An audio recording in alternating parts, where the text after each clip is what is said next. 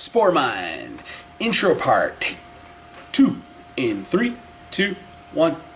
Hey everybody, and welcome to another episode of the Geeky Grind. I am your board barista, Fen, here on the Board Barista channel. And yeah, today we are talking and painting Sporemines. I love how these things came out. They look like Tentacool from Pokemon. It's really awesome. So for today, for the painting part, you're going to need the following paints. You're going to need some neon purple, some neon pink, some neon blue, and some neon yellow. All those right here. I'm just using the apple barrel acrylic paints. You can pick these up at Walmart. They're just the neon ones are $1 a piece. Used to be 50 cents, but you know, prices are going up on everything. But yeah, for my nids, because you never want to use craft paints on people, because the way that they dry, they're very modelly, they're very, they're thin in some spots, they're thick in other parts. They don't look natural for painting anything, I think, other than Tyranids.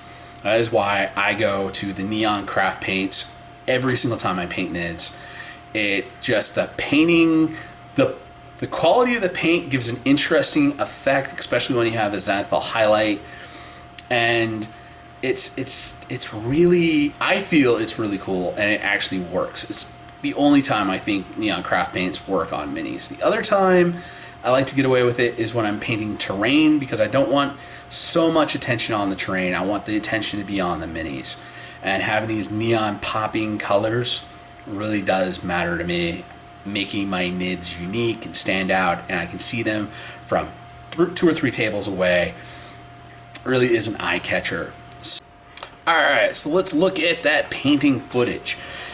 Here we're putting on our first layer of our neon pink. Now, like I said, neon pink craft paint, the lighter colors, they're really thin, so you really want to go over and do a second layer of this once you get everything covered. But basically, I'm just going in, I'm putting this neon pink on all of the tentacle bits, all of the soft, fleshy components of the Sporemine. I think this looks really cool to give that alien-esque flesh. Again, I started with a zenathal primed model, putting on a good thick coat, because this will shrink quite a bit when it dries and become very translucent, but I just want to get a good solid thick base coat. Again, using craft paints, always want to do a thick coat. The too thin coats method doesn't really cut it here. Now that I've got my tentacles done, I'm coming over with all my hard armor plated bits, and again I'm putting on another thick good coat of this neon blue. The neon blue ended up almost drying similar to a what do they call it, the speed paints, the contrast colors, just giving a good tint to everything, still letting a bunch of that white shine through to give some natural highlights. Alright, in this part right here, like I said, I wanted to go back in and touch up my pinks, just putting a bit more on, because those ones were just too thin. I think having the white show through the blue a lot more gives that idea that it's a hard, chitinous piece on the model. But here I just want to get all that flesh really looking like flesh.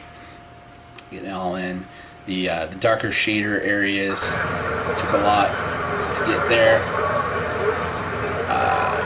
I don't know if this exact guys. I think it's usually pretty good about keeping up to date, but I did pretty much all I'm willing to do. I asked a couple times. Sorry about that. That was a little bit of my.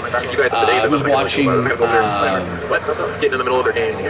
Wargames live while I was painting these, just following some tournament coverage. Got a little sneak peek of what I listened to in there. Here it was sped up because I speeded the audio. Here, again, all of my bases for these, I use this fake snow styrofoam pellets that you can get at the Dollar Tree around Christmas time. Actually, it's around Christmas time right now. Perfect time to go pick those up.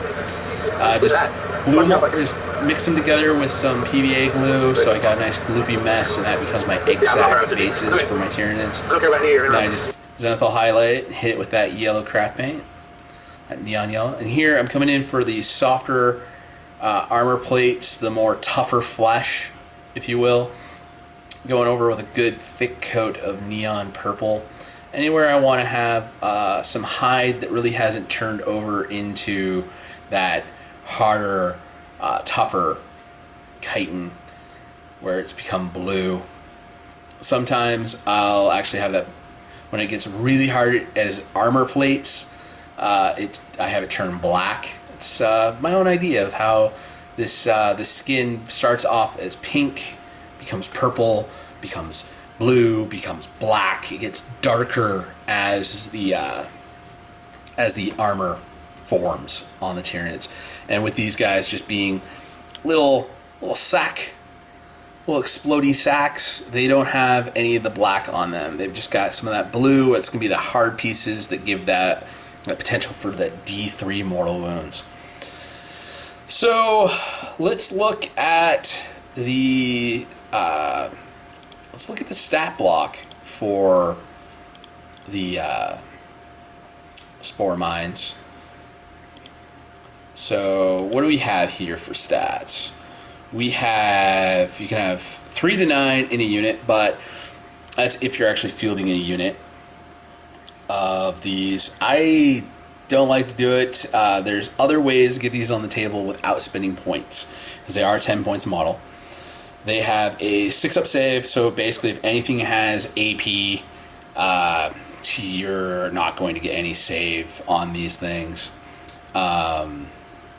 They've got a 6-up weapon skill, a 6-up ballistic skill. The whole fact of the matter is if you move within engagement range of these things, they blow up.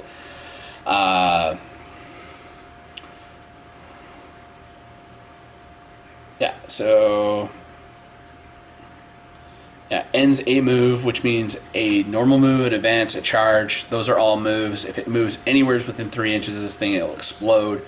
So it doesn't even need to have a ballistic skill or weapon skill. They have no weapons at all. So those things should have just been dashes, but they just gave them 6+s because why not? I have the float down ability, so if you are using these as a unit, I would totally recommend you use the unit of 9, don't use a unit of 3. You want to try to get max damage out of these things when they blow up. So you can set them up in the reinforcement steps on your first turn, second turn, or third turn movement phase. They get around the whole you can't bring models in from reserve during round 1. So like they have more of the drop pod style reinforcement abilities, so you can drop these on objective markers in turn 1. I like doing that. I like move blocking. I'm going to talk about how I like to use these all in a little bit, but I want to get through the rest of the data sheet. They have leadership 10. Doesn't really matter because they automatically pass morale test. This is all part of being a drone bioform. They cannot perform actions. So there's no raise the banners, there's no, retrieve necromunda data or Nephilim data or whatever data it is this season. They can't declare a charge.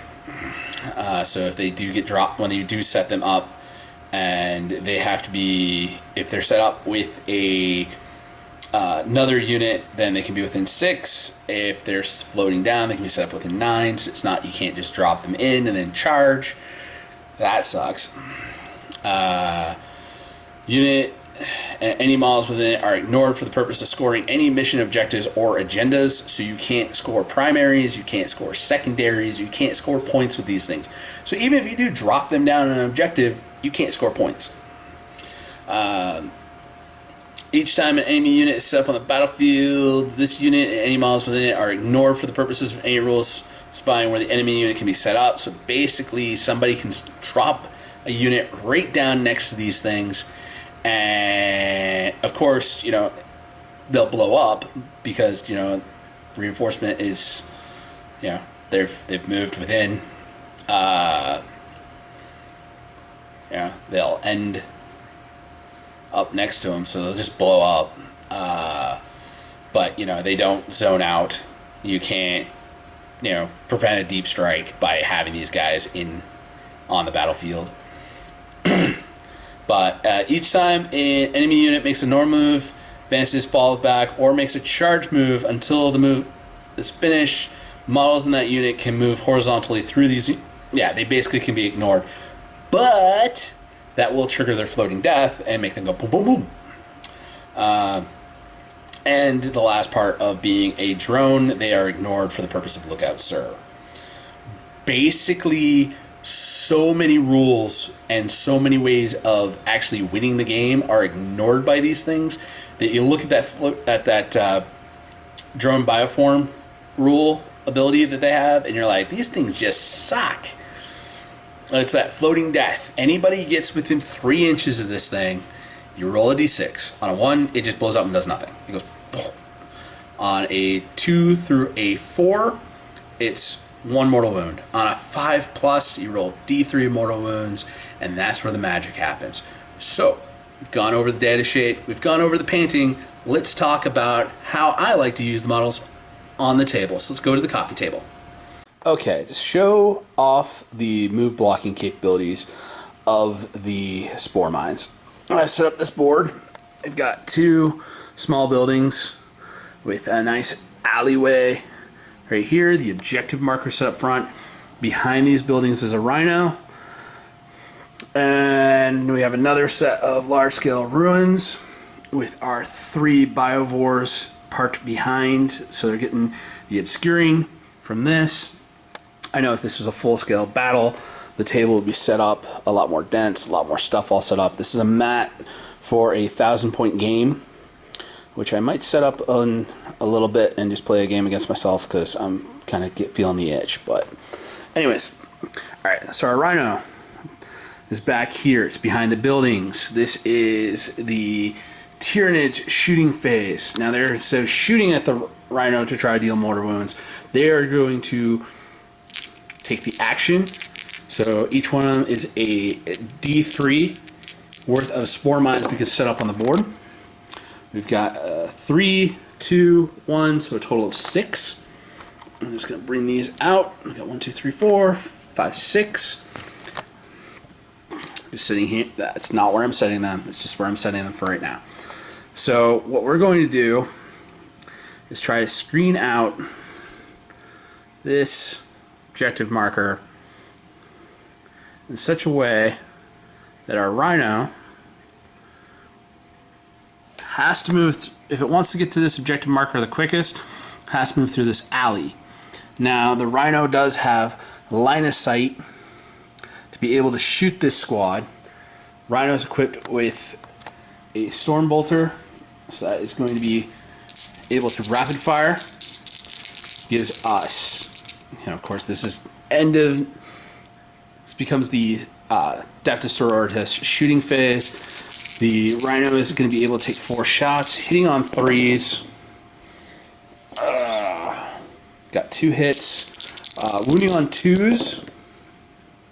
Both wound. The damage is going to be, these things don't even get saved, so 2 of those just get popped. Actually going to pop the 2 in the front. Now the rhino has a 12-inch move, and looks like that's going to be a bit more than 12. Be able to get around. So it's going to try to go for an advance, get around on the other side. So it's got a 5, so that's going to be a 13-inch advance. Separate tape measure. Looks like we're going to need to go 5 over. It's going to leave us 8 inches worth of movement. Now, if those spore mines weren't in the way, that rhino could have moved completely onto that objective marker. But, 8 inches would get here. It can't be placed on top of models. So instead of moving all the way over there like that, that rhino is going to have to come around this way. Basically, that section of the model right there can move right up in line with that die. We've had to move the rhino from there over to here. Not able to get onto the objective marker because these are they're breachable, which means only infantry and troops. So we've actually zoned out that objective marker from this rhino. Now, the rhino would have been like,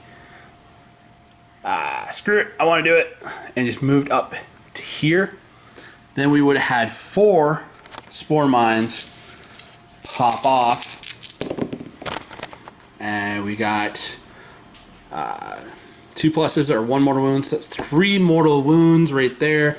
This was a 6, this is a D3 mortal wounds. That's 5 more mortal wounds we would have been able to place onto that rhino. These would be gone.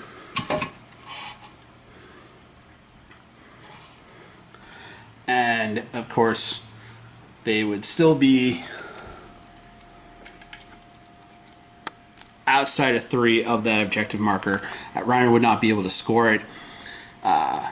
Some sisters probably inside that rhino would come out on their next turn, take the objective marker, and call it a day.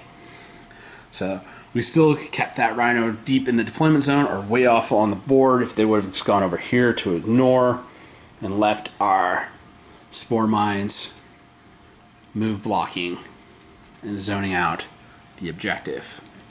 Now, question becomes, what if instead of the rhino in the backfield here, we had a squad of Primaris intercessors. Yeah. Here, they're going to easily be able to move their 6. They're 9 inches off of that objective marker. Be able to get in within 3 on a move. But again, we've got the turn before they can go up onto that. With an advance, they'd easily get in there. So we've got our Byrvors hidden behind our obscuring terrain. They roll. They get 1, 2, 3, 4. We get 4 spore mines, and we just set up 4 spore mines. Just kind of quad pointing around that objective marker. So, and we've got to be outside of 6 inches. Clearly are outside of 6 from these guys. Again, this is obscuring terrain, so they can't really shoot onto it. But what if we change this from a piece of obscuring terrain just to some ruined walls? They can easily see through, but that is going to get them a -1 to hit. We've got, I like to kit mine out as assault bolters. So it's going to be 9, 12, 15 bolter shots, hitting on 4s because they are shooting through some dense cover. Oh look, I'm playing Crimson Fist, so we pull out anything, pull the 6s to the side. Anything that's a 4 or more goes up. We got 4 6s, so we add 4 more of those dice back in. So we had 15 shots that turned into 14 hits. Wounding on 3s. That was a 1. So we got 6, 10, 11. Yeah, they're not going to have a save, so we're able to clear this whole squad off. But that was our shooting phase. That wasn't our movement phase. We kept this squad stationary back here, 9 inches off of an objective. Totally not scoring 4 victory points because they're not on that. You know, can't score if you're not on. So let's back that up again. Let's say we got our 4 guys here. All right. Let's say, you know, we are using our assault bolters so we can advance and still shoot. we're going to advance, so we are just about, I want to keep them, yeah, they're going to advance the full 8 inches. So let me set up the move for 8 inches.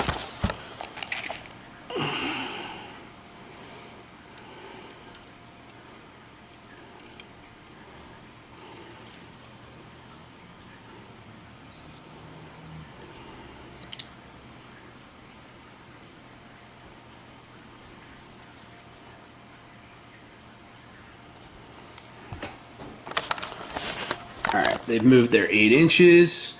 They are within, we've got 2 dudes within 3. So, yeah, they've got 2 dudes within 3. So they're holding that objective, the objective secured. But they do have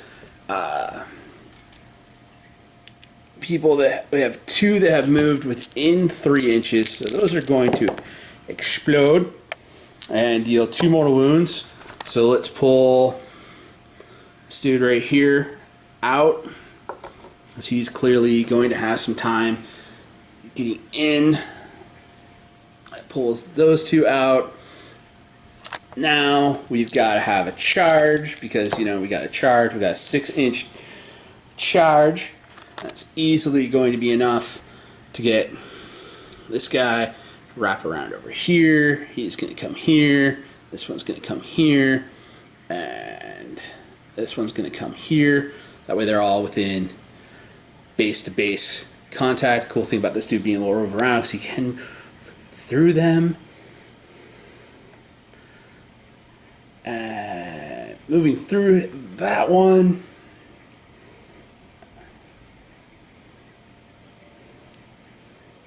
Alright. Alright.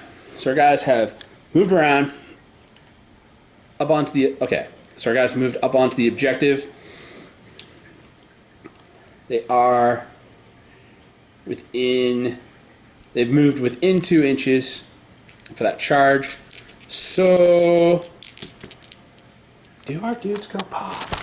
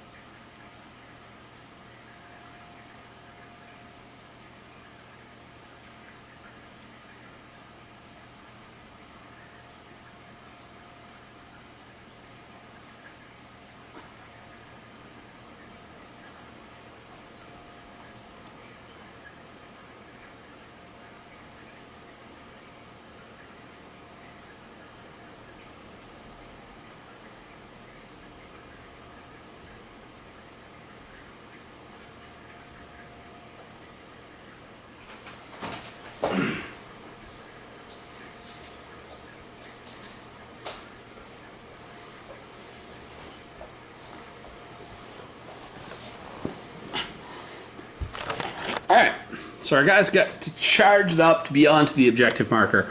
But charging is a move, so we have 2 more of these exploding bombs and 2 more mortal wounds. So let's pluck this dude right here. And these go away. So now, at the end of the move of the phase, there's nobody here. End of that player's turn. They've got to take morale on these guys. They lost 2 units. They rolled a 6. They are fine. But you have lost, 0 points worth of models. They have lost 2 out of their 5-man squad, and effectively not really affected anything. They have gotten up onto that point, but they are 2 men down. Less firepower, less everything. It really would have been better off for that squad to have just moved up. Yeah. Taken their shots, cleared the models off, and called it a day. But that still places them with only, they had, 2 guys, we said, that were in objective range. They had the Sporemines that were, they had shot clear off and were able to survive. Because they would have actually had to be, they would have had to be back here, outside of that 3-inch range, shot them off the objective, would have still kept them from scoring points. So you can clearly see how Spore Mines really do lock down and be able to keep those objectives clear, keep your opponents off of points, and yeah, that is why I love Spore Mines. Yes, they're going to die, but as long as you're not actually paying 10 points a model for them, guess what?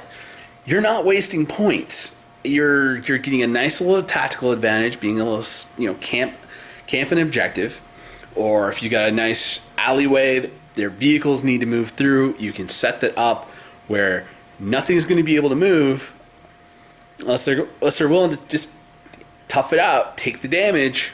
Then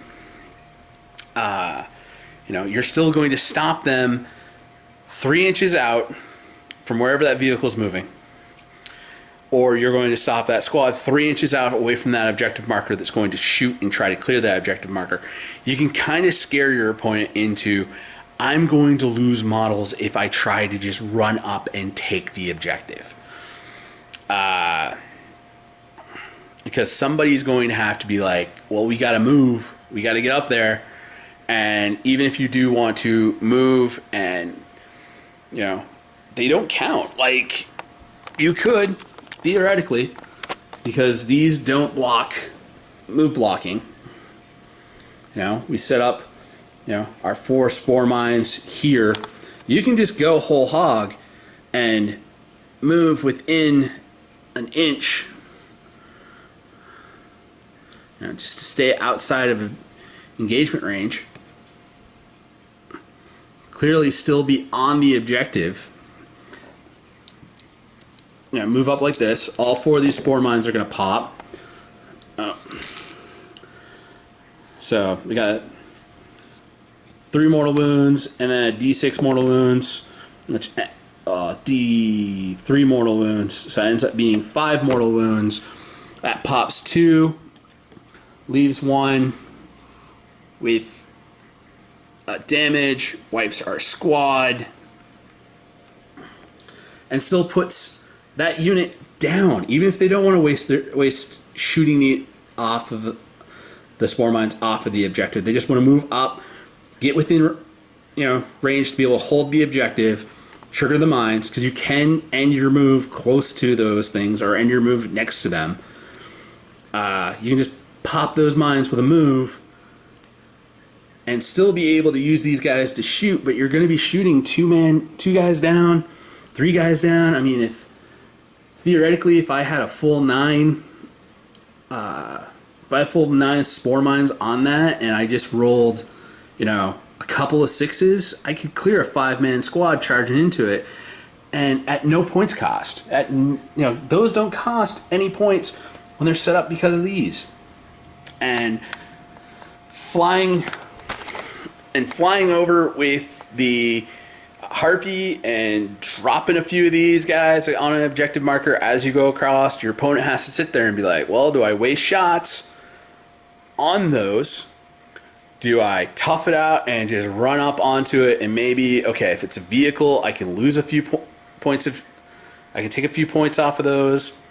Do I lose a few members of my squad? Am I going to be able to use a healer character and basically be like, okay, I can lose a few guys off of the squad, but then I can bring a few back. You really put your opponent into asking question mode. What do you want to do? I'm going to present you with and I have always loved doing that, like presenting my opponent with a question and being like, how are you going to deal with this? What resources do you want to use on this? And putting your opponent into that mindset where he's like, all right, I gotta think here. You're putting them into the tank, and if it's a really confusing situation, something they've never been exposed to before, it's gonna eat up a lot of processes because you don't have that muscle memory that comes from the experience of being like, okay, I've been in this situation before. I know what I can do. I know what my options are. And when you present your opponent with these new interesting things for them to think about, you're throwing them off their game a little bit. You're getting inside their head. Little Jedi mind tricks of like, oh, well, yeah, no, I really don't want to. Like, if you got a very defensive player who doesn't want to take that damage, they're going to stand back. They're going to shoot and try to clear off that squad. And sometimes it's going to be a small squad where you're only going to get, it's 3d3 spore mines from the biovores. Your chances are you're going to get 3 sometimes. Sometimes you're going to get 9. And sometimes it's going to be an easy, okay, these things all just shoot here into this and clear them off. And you don't have to dedicate heavy arms fire. You can dedicate just some bolters, some small arms fire to it in order to clear them off. And in those situations, yeah, it's cool. Yeah, I cleared them off. Didn't cost me anything, wasted some shots of yours, something else is going to not take the fire from that squad.